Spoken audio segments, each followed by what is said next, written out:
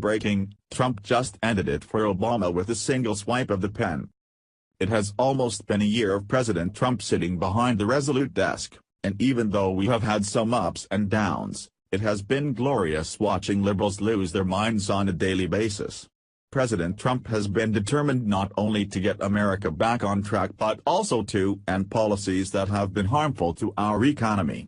One of those policies that have been harmful to the country is exorbitant pensions given to former presidents. We have witnessed Barack and Michelle Obama traipsing around the world on the American taxpayer's dime, living a life of luxury. Well, that is about to come to an end, and you can already hear the left screeching in horror. Over the last year, the American people have watched the Obamas travel the world and stall all on our dime.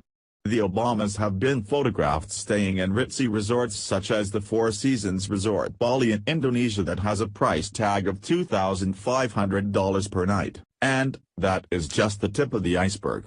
In fact, a new report has just been released by government watchdog group Judicial Watch that states the total cost of the Obamas' vacations and travel stands at $105, $662, $975. Here is how it breaks down. The Obama family vacation to Martha's Vineyard in August 2016 that cost taxpayers $2,684,271.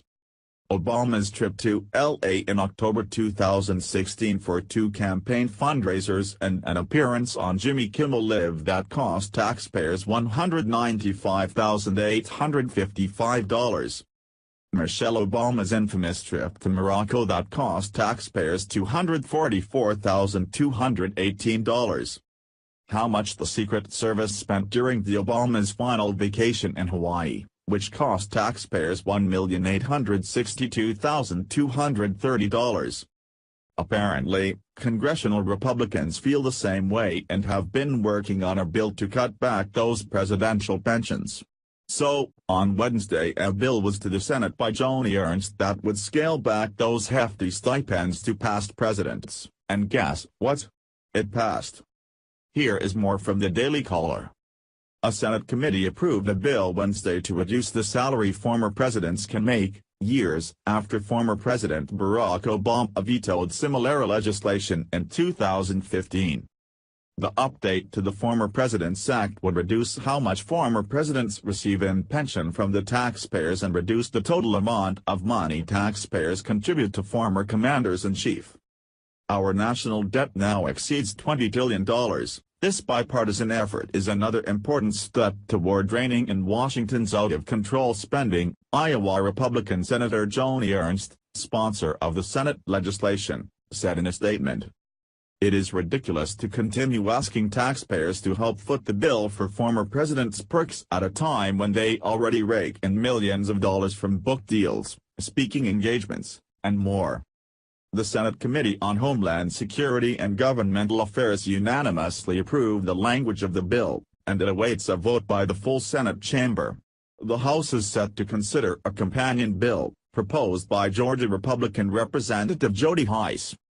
Former presidents receive a salary set at the highest level of federal pay that cabinet-level officials make during their service, currently about $207,000 annually.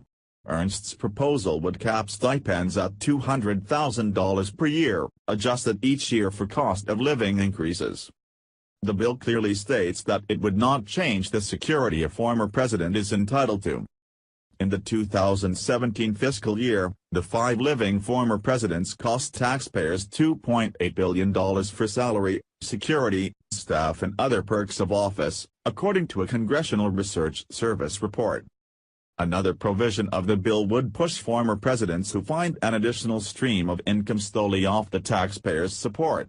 For every dollar a former president makes above $400,000 from speaking engagements or other post-presidential work, the annuity would be reduced by $1 in the Senate proposal.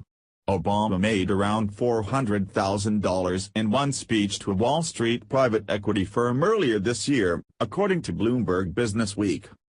A similar proposal passed the House and Senate in the last congressional session, but Obama vetoed similar legislation in 2016.